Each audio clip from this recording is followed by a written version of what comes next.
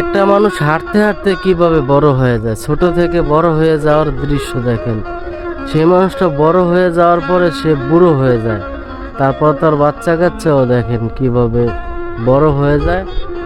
দেখেন দৃশ্যটা দেখেন শুধু।